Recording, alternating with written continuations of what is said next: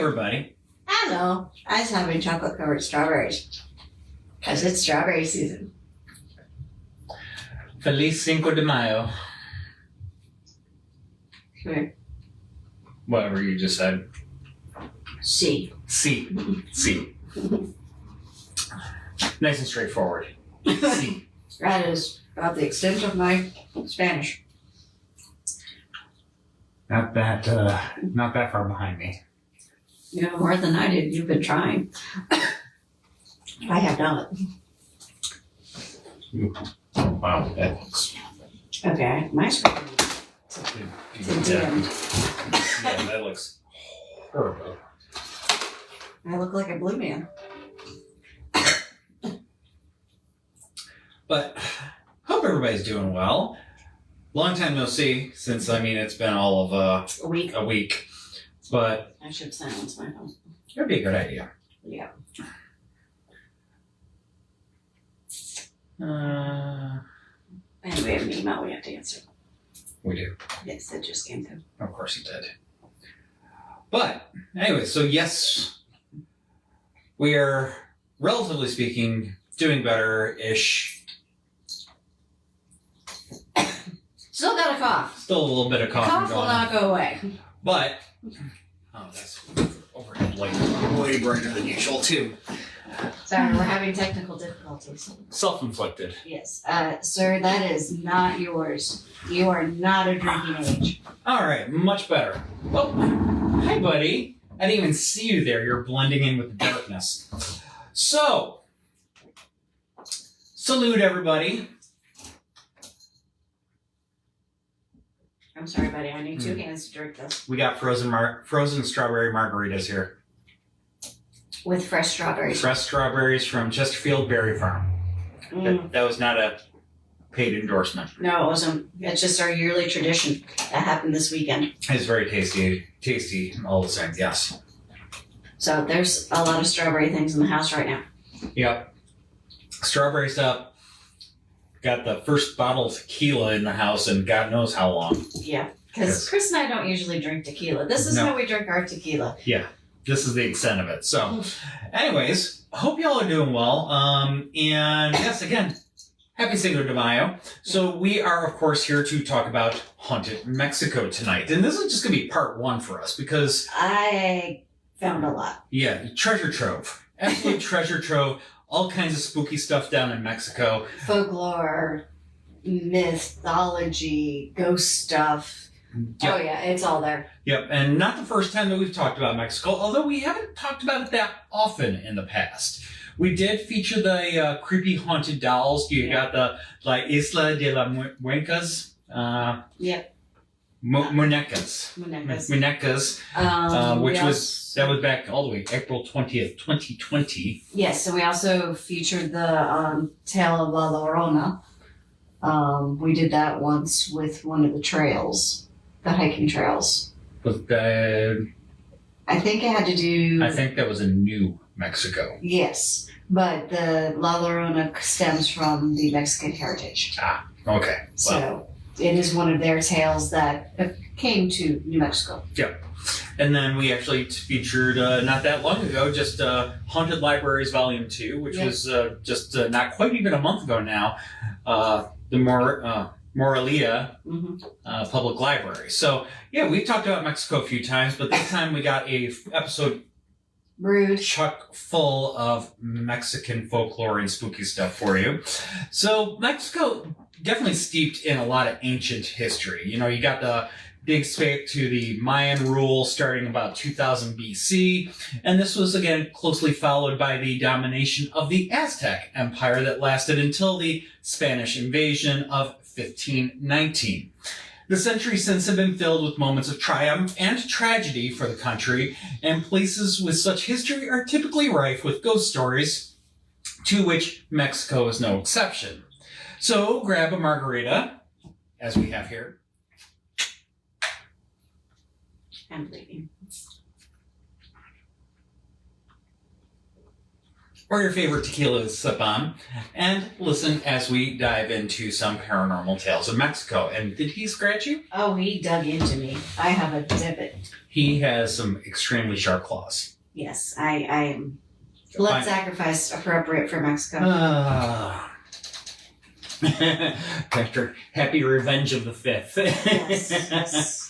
We have 2 Sith kitties right here. And hey, hi Dana, happy Cinco de Mayo to you as well. But oh yes, we are both wearing turtle t-shirts. Yes, we are. We love our turtle t-shirts. Mm-hmm. But so our first story for this evening, we are going to go ahead and you all right there? I might have to get up anyway. Okay. We're going to start with La Planchada, which refers to an entity that in English would be referred to as the Ironed Lady. As in ironed clothes. Yes. Not Margaret Thatcher. No. That was the Iron Lady. Yeah. No, that's the Ironed Lady. Ironed. Yeah. So, well-known legend of Mexico revolves around a ghostly nurse who is seen in hospitals and central Mexico's urban areas. There are a few variations of this story, but they all speak of a nurse in an old-fashioned uniform, and the specific tale that we have here is connected to the Hospital Juarez located in Mexico City. In the 1930s, a nurse by the name of Eulalia worked at the hospital. With her crisply ironed uniforms and gleaming blonde hair, she cut a memorable figure. But more importantly, she was an excellent nurse, and her patients were lucky to be under her care. But this changed when a handsome young doctor, Dr. Joaquin, joined the hospital staff. Eulalia and this doctor started to see each other socially. It was not long before Eulalia fell in love and the two were engaged. Shortly after they became engaged, the doctor left to attend a 15-day medical seminar. To Eulalia's surprise and concern, he did not return following the seminar. Then another week passed, and the doctor still did not respond. Eulalia was beside herself with worry. She felt that something terrible must have happened. The days passed and there was no news about her lover until a nurse confessed that Joaquin had actually gone on a honeymoon with his new wife, immediately breaking the young woman's heart. Heartbroken, Eulalia lapsed into a deep state of depression. She was so distracted by her sorrow that her work suffered. She started to neglect the patients that were under her care. One night, one of her patients died as a direct result of her neglect. Realizing her terrible error, Eulalia became ill herself. Not having the will to fight for her own life, she died in the hospital where she worked. After her death, strange things started to occur. Patients, nurses, and doctors began to see a nurse in the emergency room area. Some stories state that she appeared to glow as if she drifts through the hospital corridors, but as she glides, no one can hear her footsteps. Hospital staff started to call this ghostly nurse La Planchada for her clean and neatly pressed uniform. The reports from patients are the most intriguing. This ghostly nurse not only appears, but cares for patients in the emergency area of the hospital. It is often reported that at night, when some of the hospital staff are too busy to get to all of their patients, this nurse cares for them instead. In the morning, these patients are well enough to be moved into a less intensive care room. When asked how they're feeling, they reply, "A nurse came by and healed me." It's believed that Eulalia returns out of a sense of guilt, and it seems she is forever doomed to pay her mistake for her mistake in life. As noted, there are several versions of this story. Another version states that the nurse was a cruel person who mistreated her patients, so when she died, her punishment was to take care of patients for eternity. Another version exchanges Eulalia's sense of betrayal by the doctor for a vengeful disappointment. Here, Eulalia is not actually engaged to the young doctor, rather he rejects her and marries a woman that he's already engaged to. She takes her disappointment out on her patients, resulting in several deaths. Regardless of the origin, several hospitals in Mexico lay claim to her ghost, with many witnesses stating that they have seen her or have been under her care at night. Excuse me. We did find one detailed account of an encounter with La Planchada, posted in the Truth I Share forum on Reddit a few years ago. We've tweaked it for readability, but it generally reads as follows. I don't remember the exact details, but before my dad passed away, he would tell us about a time he was saved by her.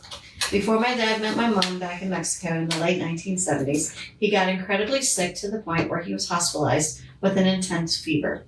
We wound up there for several days, and since he used to live in Guajiro, they weren't anywhere close to a hospital. They held off taking him in until he was at death's door. When he was in the hospital, the doctors did their thing and eventually retired for the night. I'm not sure on the specifics of his care, but that's not a key to the story. Since it was a general hospital, he was in a room that was separated just using curtains to create privacy without actually having a private room. That said, on this particular evening, there were no other patients until all the curtains were pulled back, leaving a wide open space. My dad specifically remembered feeling like he was going to die, calling out to the nurses since it got to the point where he was passing out. No one answered his call, which is not too uncommon in Mexican hospitals at that time. He remembered getting a distinct feeling as if his skin was slowly drifting away to the heat of his fever. A nurse finally came by wearing all white with her clothes perfect without a single fold on them. She tended to my dad and even gave him some medicine. The day after, he woke up feeling a lot better. Still sick, but no longer passing out and having his fever, and his fever had receded a little. He spoke to the doctor in the morning and asked him to thank the nurse that was working the night before, because he believed that she saved him. The doctor informed him there were only a handful of nurses in the building at the time, and no such person worked there.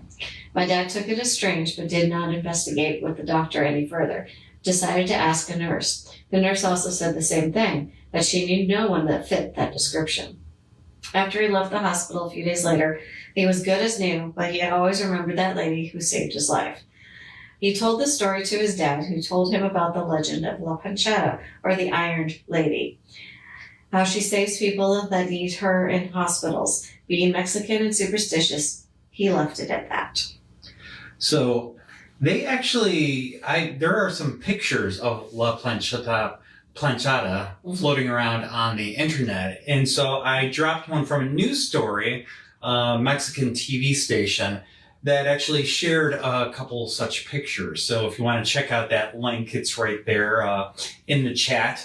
But yeah, some pretty chilling pictures, if you will. So that is La Planchada. Hi, sir. You want to lap back?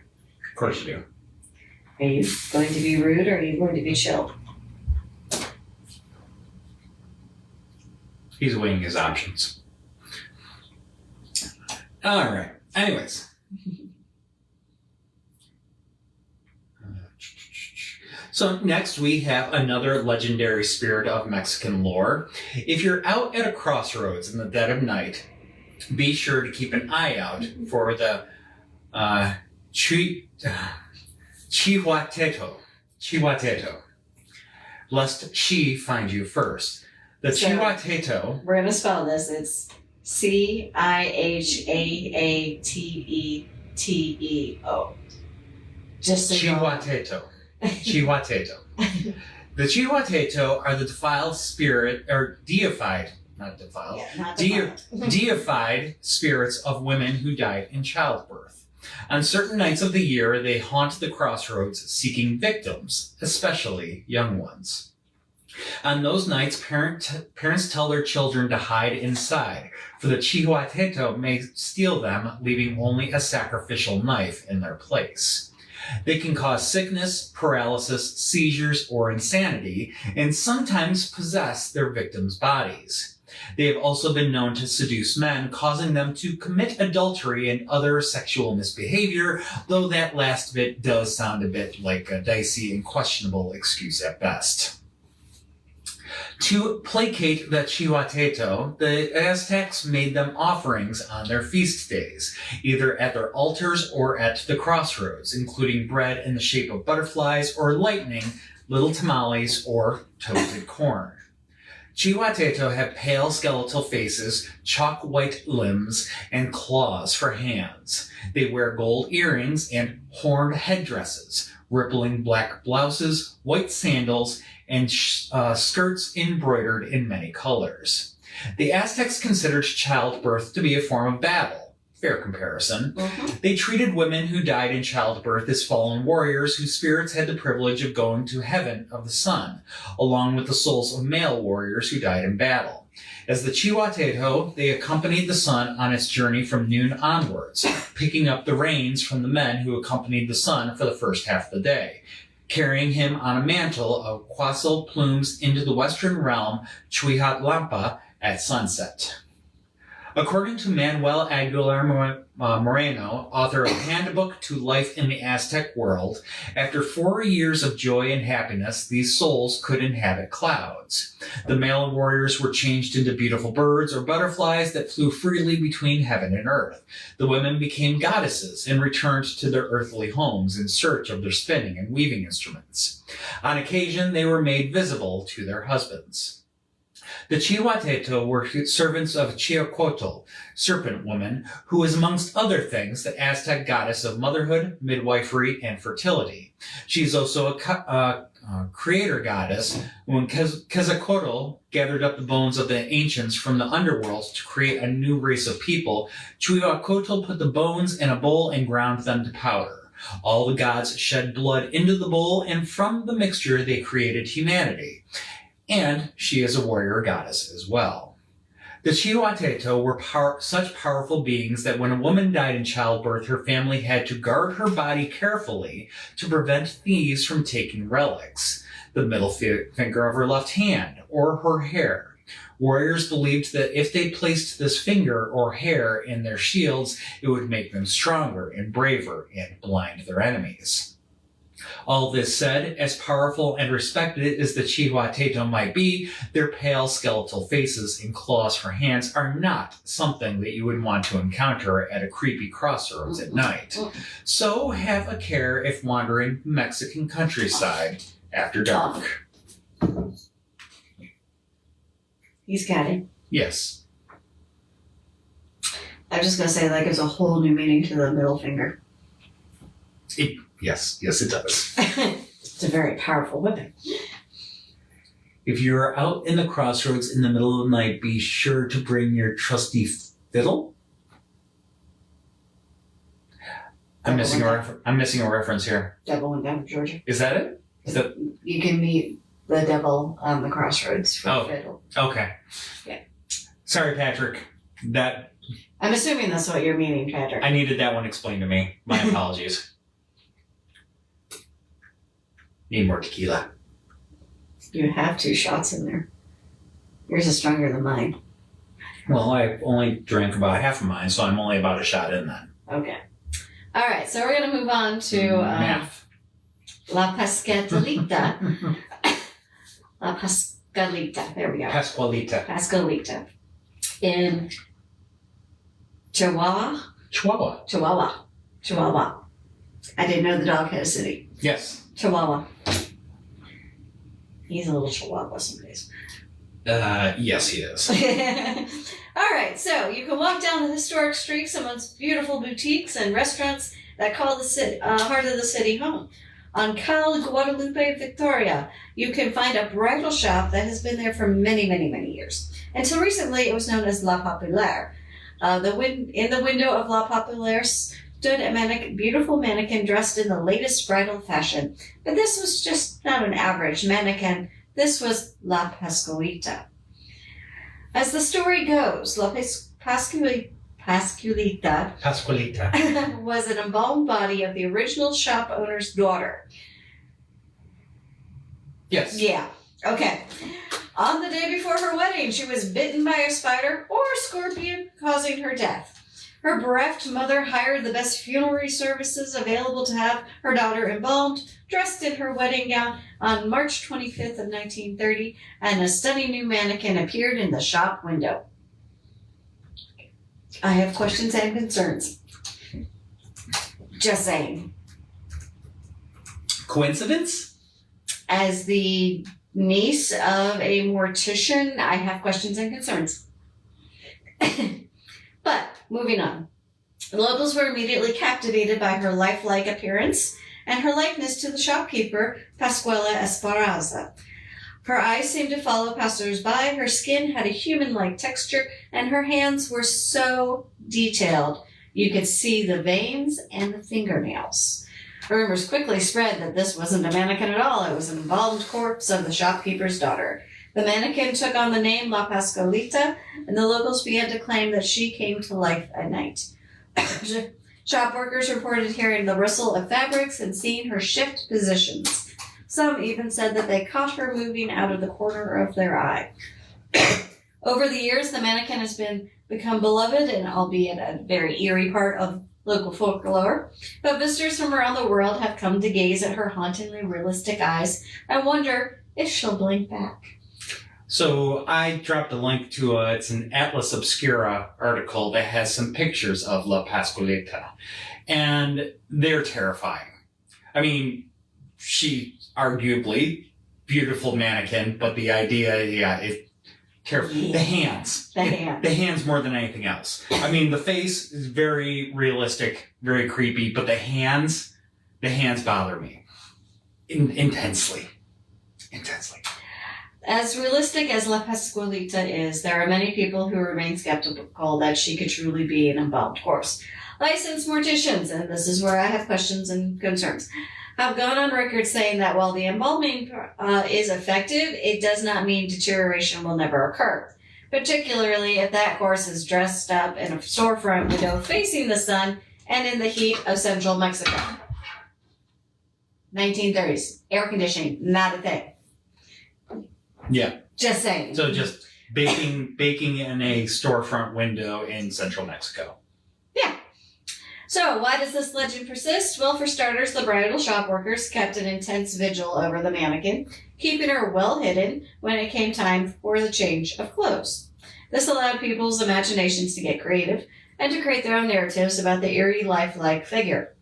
And in a morbid sort of way, it is much more interesting to think that a beautiful figure is truly a century-old body instead of an exceptionally well-done work of art. When information is lacking, legend flourishes. So the bridal shop certainly is not inclined to solve the mystery. It is an excellent marketing tool for them, so much so that they recently changed the name of the shop to La Pascualita. So that was just sometime within the last few years. It is no longer the Popular. La Populaire. So it is now La Pascualita. So still a bridal shop, but yes. I won't be shopping there. No, I'm not going to go to Chihuahua. No, okay. Excuse me. I've been to Mexico. I was okay at my one time. Okay. All right. Yeah. I don't know. I'm feeling inspired. Unless we go to Mayan ruins. Okay. All right. So we are going to move along to Guadalajara in the Mexican state of Jalisco. We'll find a cemetery named El Panteón de Belén. The need for the cemetery can be traced back to the 1730s when the Spanish crown recognized the growing need for medical care in Guadalajara. Through the balance of the century, a series of larger hospitals will be built to deal with the victims of famines and epidemics that would strike the region, eventually resulting in the opening of the Hospital of Belén on May 3rd, 1793. After the Mexican War for Independence ended in 1821, Guadalajara continued to be plagued by famines and epidemic diseases. Urban cemeteries were quickly becoming impractical, overcrowded, and unsafe for the living around them. Guadalajara required a new cemetery outside the populated areas. The land used for the Hospital de Belén's orchards were given to build the cemetery, leading its name Panteón de Belén. Others will refer to it as Santa Paula Cemetery, named for the chapel in the middle of the wealthy part of the cemetery. Under the chapel, there's a mausoleum where the remains of the most important figures in the city's history were kept until 1957, when all of the remains interred there were transferred to a new area known as the Rotunda de los Jaliscas Illustres. Yes. I butchered that. I'm sorry. The common area of the cemetery has disappeared and was turned into the Tower of Medical Specialties for the hospital, now called the Old Civilian Hospital and owned by the University of Guadalajara. The wealthy part of the cemetery was eventually reopened, and many legends were created to draw attention to it as some sort of museum of the macabre, featuring day and night tours for those with an affinity for dark tourism.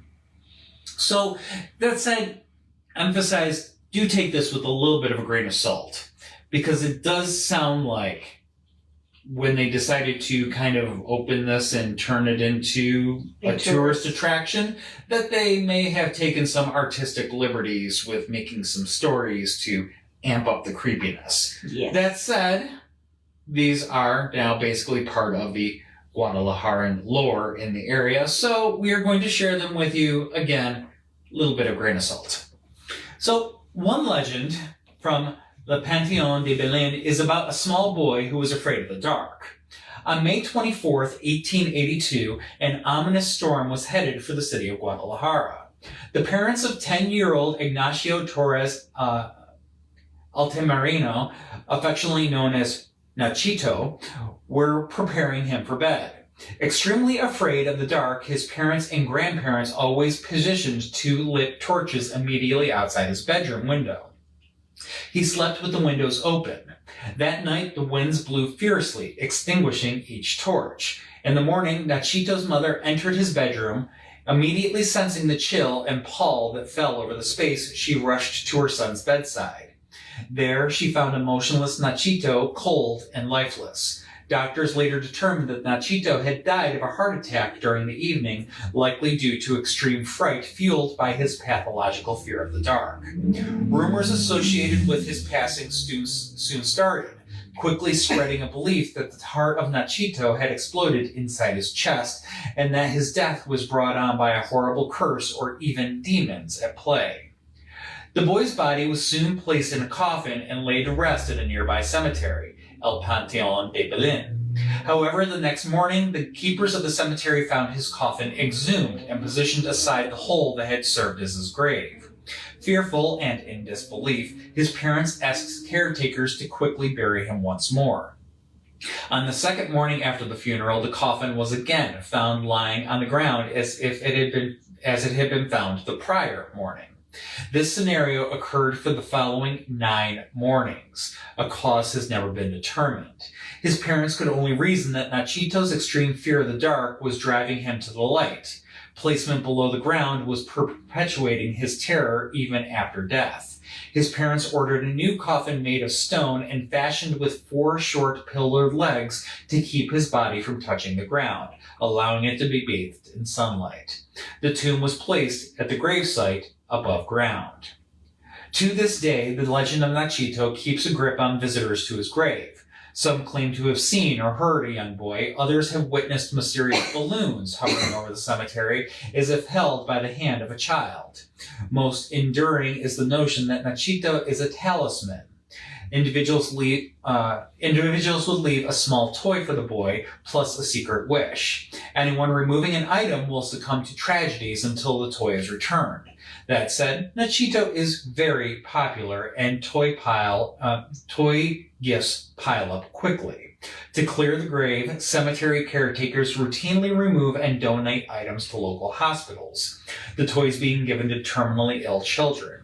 In this circumstance, Nachito seems willing to share.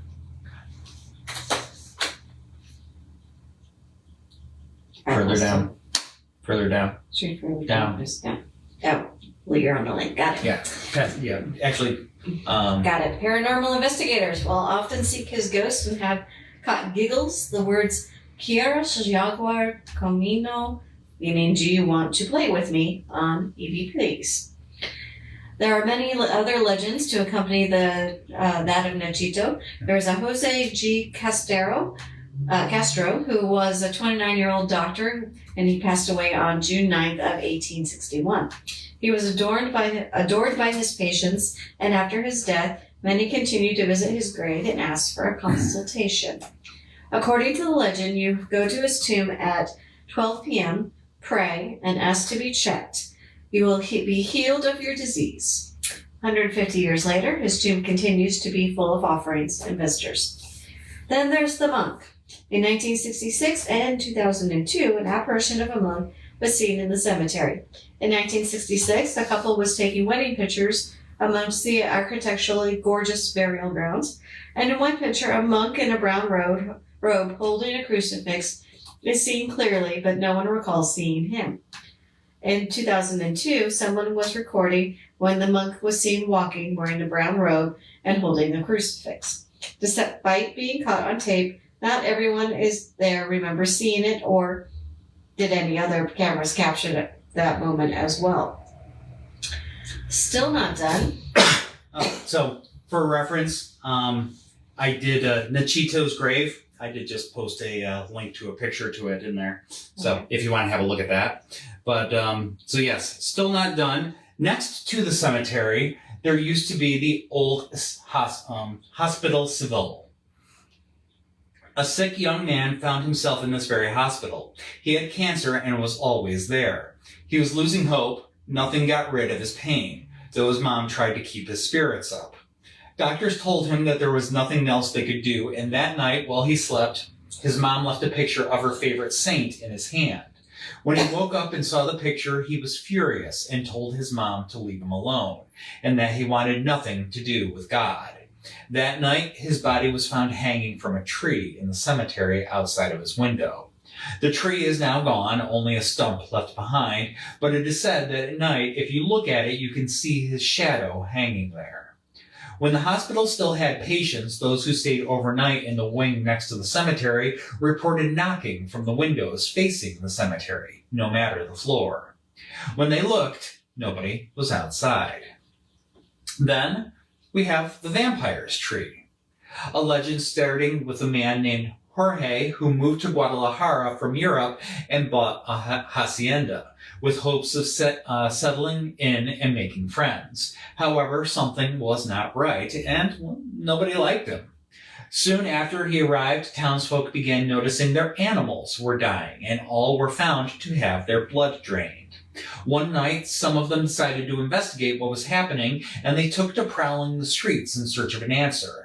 Much to their surprise, they found Jorge biting the neck of an animal. They were shocked and tried to chase him, but he was too fast and got away. They didn't know what to do, but they decided to surround his hacienda and drive a stake through his heart.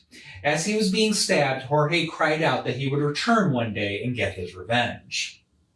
He was buried in El Panteón de Belén, but something strange began occurring over his tomb. A tree began to grow, and the townspeople believed that it was key to keeping the vampire contained. If the tree were ever to fall, Jorge would rise and seek his revenge. The tree is still there, aging, its years likely numbered. Care is being taken to keep the tree propped up, as no one wants to test the validity of the vampire legend. Do we have questions? Yeah, that grave marker is pretty epic, isn't it, Patrick? Yeah, Nachito got a nice blinged out grave for himself there. Yes, he does. Yep. Yes, happy Cinco de Mayo, Roberta. Glad you could tune in here.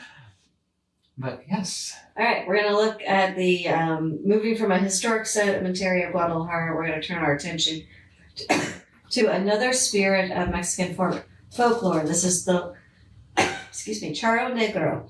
The Charro Negro is a ghost that, according to popular traditions, is described as a tall man with an elegant appearance, an impeachable black suit consisting of short jacket, a shirt, tight pants, a wide-brimmed hat, who wanders in the depth of the night in the streets of old Mexico on the back of a huge jet black horse. Are we thinking Zorro? Except for Zorro doesn't have the hat. Three Amigos? Combination of... I'm just saying. I'm making Chris laugh. Yes, you are. Anyway, he's of Mexican origin and is related to the devil. more Zorro-like. It has also served as a cultural inspiration for many pieces of Mexican literature and cinema. Zorro. According to some, the legend of El Charro...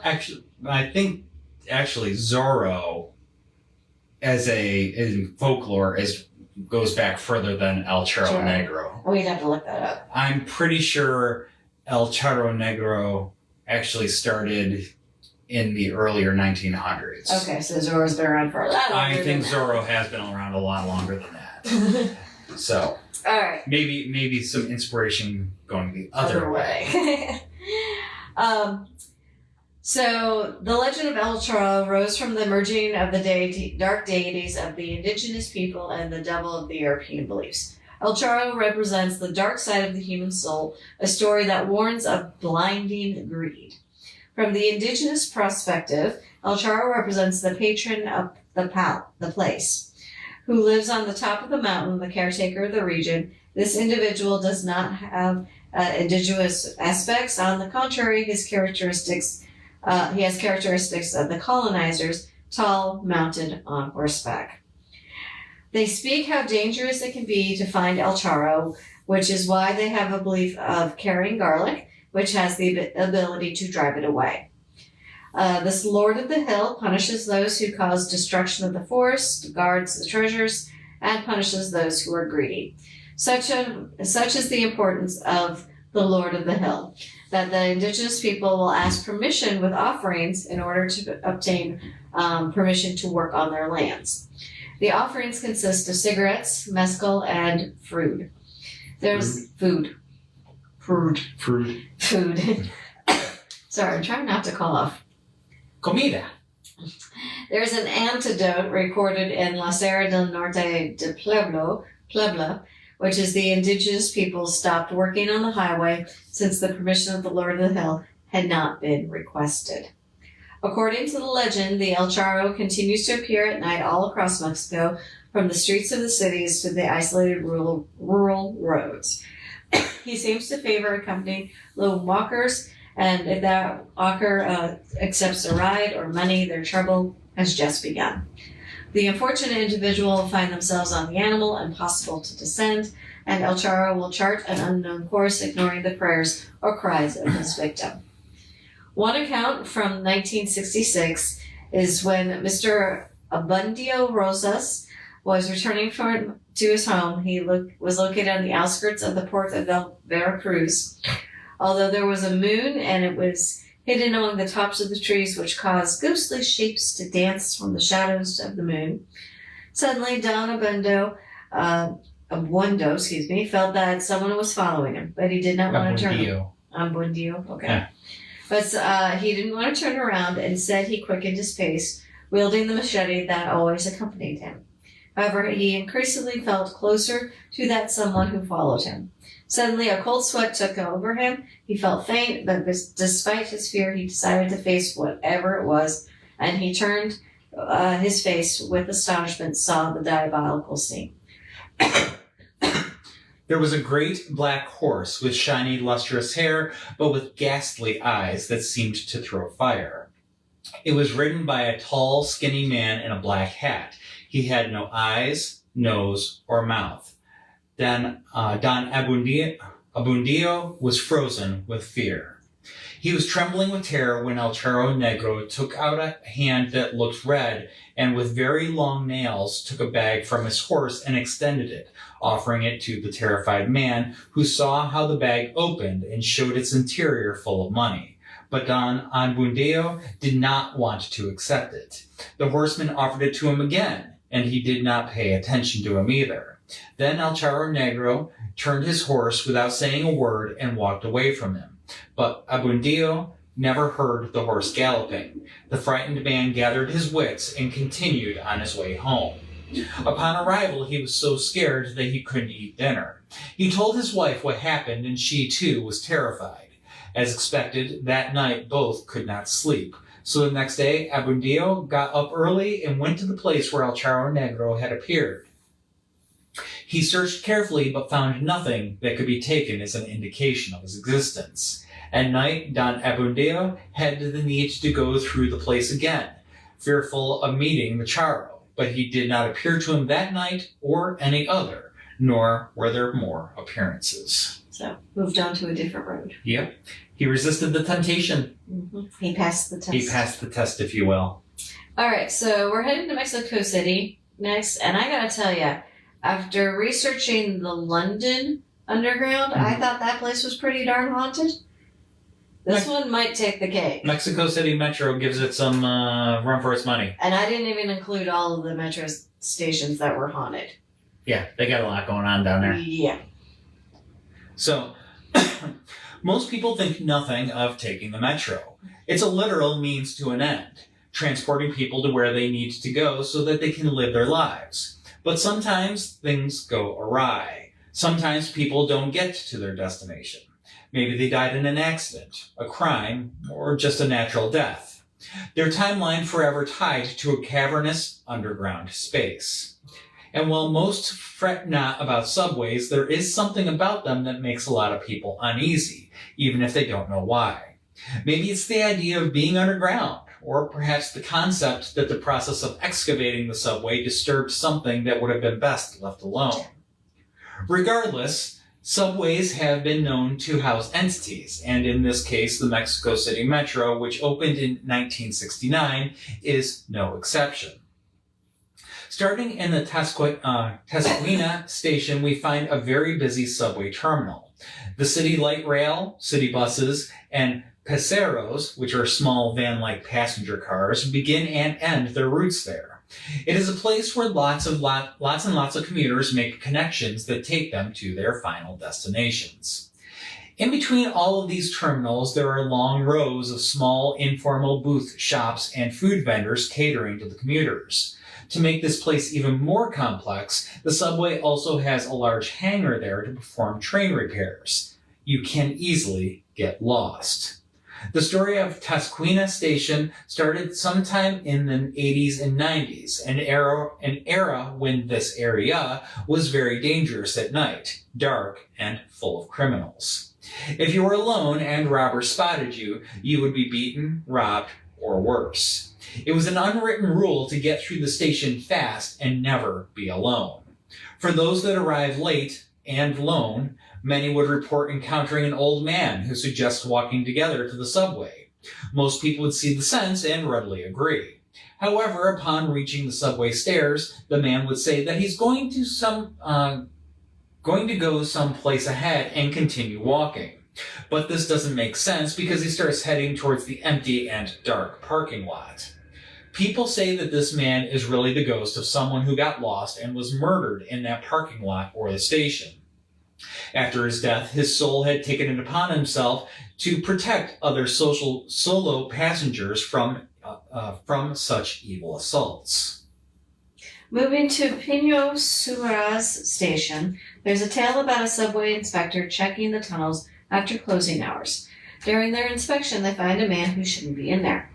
When they question this man, he answers in a way that suggests that he's also a subway worker, gives his name, company ID, reading Victor Castilla Plantov.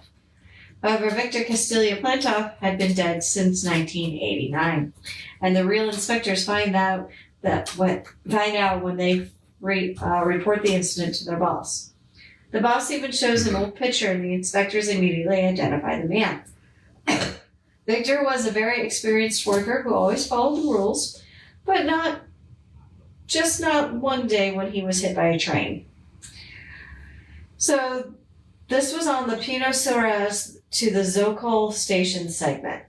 Protocols say that they should walk in the opposite direction to the trains, but he was walking in the same direction and didn't see the train coming.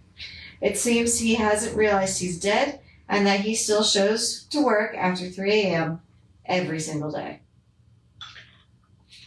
Other tales permeate the system, including reports of colonial monks chanting and ancient Aztec ghosts, and the bizarre experiences of Panteón Station. In case you're unaware, Panteones is the Spanish word for graveyards.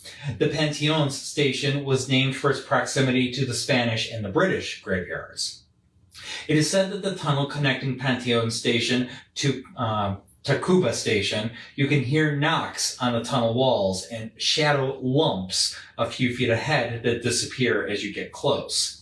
It is also said that after closing time, you can hear screams in several tunnels. Oh, wait, there's more. On October 20th, 1975, there was a catastrophic collision between two trains at the Viaducto station. 31 people would be killed and 70 were injured. The driver of one of the trains, Carlo Fernandez Sanchez, was convicted of disobeying control room orders and ignoring a stop sign and was sentenced to 12 years in prison. That said, there were many irregularities in the case. Some believe that Sanchez was just the fall guy to cover up a deliberate sabotage by the subway administration. But why would they do this to their own system? Well, it may be that they wanted to force an implementation of an autopilot program, but that things got out of hand. Today, there is almost no official archives about the incident, leading many to refer to the crash as the forgotten tragedy. It is said that at 3 a.m., an empty train is seen moving from Zocalo to Allende Station. It doesn't stop at any of these stations, it just passes by and then disappears until the next day. Some say that this may be related to the 1975 incident. While the accident happened at Viaducto Station, is it the same line that takes you there? So, don't know, but it is kind of interesting.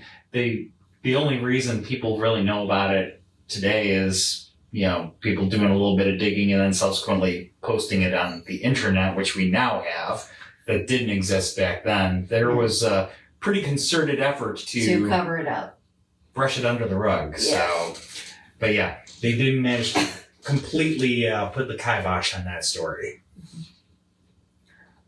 So it will be a pretty miserable existence. You become a ghost. You don't know you're dead, and you keep showing up for work every day for all of eternity. Yeah, I hope you liked his job as well. Because yes, I agree. That. I just when I was originally I'll gladly haunt the tours, but my day job, that would be absolute purgatory. Yeah. No, I kept having visions of the subway scenes from Ghost when I was compiling this, and I'm going, please tell me there's not a guy like the guy in Ghost. Oh yeah, no, let's not do that. Yeah, I was like, I don't want to run into a story like that. Yeah. We're not done yet. We're still in Guadalajara. Yeah, no, we're returning to Guadalajara. Guadalajara has a lot of ghost stories, by the way. So this is where we'll go ahead. We'll round out our evening here with a few more stories from Guadalajara. So first, in the 1890s, the cousin of Mexico's president. What did I say? Presence. Oh, President Porfirio Diaz, a man named Segundo Diaz, built an opulent residence on Calle de San Felipe in the heart of the city. Construction on this palatial home ended in 1910, the year the Mexican Revolution began. The house had 24 homes, 2 dining rooms, a chapel, 4 patios, and 10 bathrooms. It also sat on a big chunk of land. Part of the property was sold to Segundo Diaz's brother, Miguel, who converted the land into a dairy. Cows could roam freely throughout the patios and gardens, so the site got the nickname Palacio de las Vacas, or Cow Palace. The Diaz family eventually sold the properties, and the Cow Palace was used as a school for girls, an elementary school, a high school, a theater, and an upholstery place, and possibly even a brothel. The magnificent building fell into disrepair, and in the 1970s, a private owner tried to destroy the building, but left the job unfinished. Passers-by and neighbors would say that the dilapidated old building could not be destroyed because of the many spirits who took up residence in the abandoned palace. The property was sold twice, to 2 Americans who had grand plans for the once grand home, and for a short time, a small cafe existed there known throughout the town for its heavenly cheesecake. The cafe conducted tours of the upper floors of the Cow Palace, which had not been restored and was still in very poor condition. Many people taking the tours claimed to have seen shadow people or heard screams. Those who had such encounters said that they were the spirits of young children. Some theorized that the ghosts go back to the time when the palace served as a school, while others believe that the screams and ghostly images are from children who had played amongst the dangerous ruins over the years and had died accidental deaths. The Cow Palace is currently boarded up again, and any phantoms residing there are existing in relative peace. At least for now. At least for now. So the next thing that we have is another old mansion that was once the location of Guadalajara's first printing press in 1792. Long after the press moved, the opulent building in the old colonial part of the city was converted into a private residence. In the early part of the 20th century, a wealthy coffee merchant bought the home and lived there for many years in solitude. The man's name was Jesus Antonio Flores. At the age of 70, he finally married. His young bride's name was Ana Gonzalez, and she set about to redecorate the home, which had an eerie, closed-off feeling to it. Once on a trip to Europe, the ship they were encountered a terrible storm, and the hull was almost torn apart. While the ship was sinking, the husband and wife thought they would not make it, and made a pact with each other. Both swore that if one survived, the other would pray the rosary on the anniversary of the death of the one who passed away. Fortunately, they both survived and returned to Mexico. Anna continued to refurbish the mansion and ordered 2 dog sculptures from New York to be put on the roof of the house as a symbolic guardian. This is how the house eventually gets its name, La Casa de los Perros, or the House of the Dogs. A few years later, Don Jesus passes away and Anna remarried, forgetting to say the rosary on the death anniversary as they had promised on the sinking ship. Consequently, much bad luck befell Anna, and she eventually lost the house. It is said that anyone who goes to Jesus Flores' mausoleum at the cemetery, and prays the rosary at midnight on the anniversary of the man's death, holding but one candle, has a chance to get the title of the famous House of the Dogs. Many people have tried, but no one has ever gotten the magical ownership over the home. Since the death of Don Jesus, many paranormal things have been reported at this man's former residence. Neighbors allege that sometimes on the anniversary of his death, the left dog sculpture on the roof disappears. Also, many have reported a wailing ghost of an old man walking in and around the building, which now belongs to the city of Guadalajara and serves as a museum of journalism and the graphic arts. People working on them at the museum have witnessed objects moving on their own and have reported strange sounds. Perhaps it is the ghost of Don Jesus wondering why his wife did not honor their promise on the sinking ship from so long ago. Yeah. Next up, one of the oldest and largest hospital complexes in the Americas still exists in the colonial heart of Guadalajara, just east of the city's metropolitan cathedral. Built between 1791 and 1829, for most of its time the neoclassical complex served as a hospital, poorhouse, and orphanage. In the 1930s, the state government of Jalisco commissioned artist Jose Clemente Orozco to paint a series of murals in the building's exterior. Orozco painted over 57 frescoes portraying hallucinatory and allegorical scenes from Mexico's rich history and a darkly imagined future of humanity. So this place is called the Hospicio Cabañas. Now, the most haunting amongst the frescoes painted is Hombre de Fuego, or Man of Fire. The mural depicts a colossal human figure wreathed in flames and falling from a fiery sky. A number of figures with blank expressions and sallow skin wait and watch from below. These figures almost look more like zombies than human. The hospital ceased operations in 1980 and became a UNESCO World Heritage Site in 1997. Today, the magnificent Hospicio houses the Cabañas Cultural Institute, and visitors can enjoy the museum and the arts and crafts schools founded on the grounds. Because of its long-standing use as a care facility, and perhaps too because of the sometimes disturbing artwork, there are many legends and accounts of paranormal activity surrounding the great building. According to many historians, the Hospicio was the site of Guadalajara's first clock. This clock would always stop for no reason, and people began claiming that when the clock did stop, a child in the orphanage or hospital would die. That led to rumors that the devil himself was lurking around the Hospicio, tormenting sick and orphaned children and eventually killing them, attempting to steal their souls. The people who worked at the Hospicio were so frightened by what was going on that the clock was eventually removed. The souls of the children who passed away when the clock stopped, however, are still in a state of limbo, and their spirits are said to haunt the Hospicio grounds to this day. Dun, dun, dun. Dun, dun, dun. All right. Located on Colonia Americana neighborhood in Guadalajara stands La Casa de Trébol Negro, or the House of the Black Clover. This luxurious home was built by a minor member of the British nobility, a man named Lord Duncan Cameron.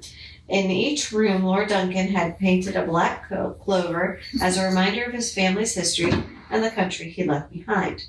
Lord Duncan's son, George, married a beautiful young woman named Josefina Riviera, who hailed from a wealthy family of the Mexican state of Durango. And George and Josefina lived in that house and raised several children. Unfortunately, not all seems to have been well, and as the legend has it, one of their teenage daughters hanged herself in her bedroom. This was the beginning of much turmoil for the family. Josefina eventually took the children and left George, who was left to live out the rest of his life in the old mansion.